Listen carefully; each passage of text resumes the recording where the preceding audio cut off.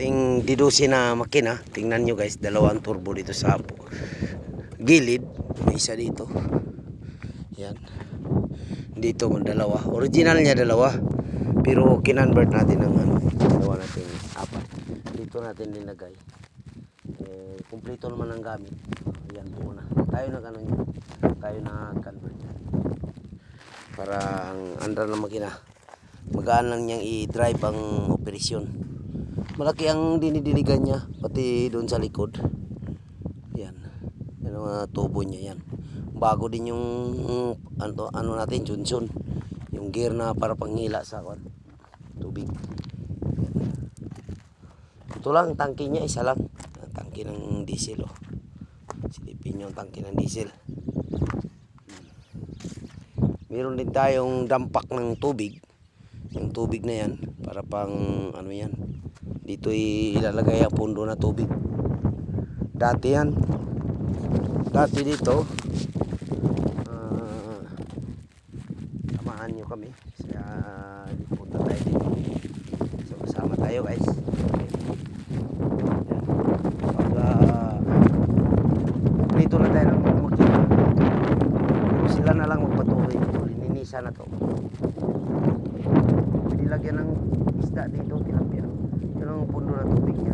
Para pag magkawala-wala ng tubig dito magkuha. Para pero dapat palakihan pa na ito gawing apat to. Ganito para dikit-dikit pa. Para pag kailangan ng tubig, lahat nandyan, padiligan niya. Kaya niyang padiligan. Pero pag ito lang, hindi niya kayang padiligan doon. Lahat. Kulang yan. Tingnan nyo guys, parang basakan no. Dami nga mga ibon dyan na tiklik, tinatawag na tiklik. Ito guys, diba? Makina natin na inikutan natin ngayon para balitan ng pumper. Tapos na po. Itong tangke na to, puti kulay. Ito nilalagay ang ating chemicals. Chemicals na para pang abono. Ipalo dito sa makina, punta doon, itapon doon, isama sa irrigation pang padilig.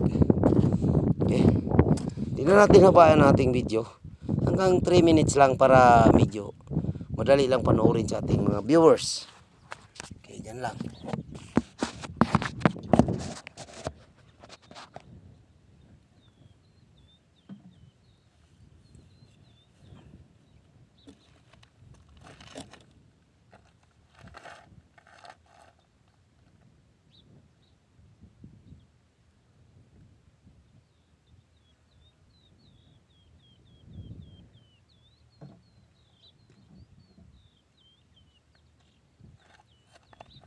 Tayong tawag.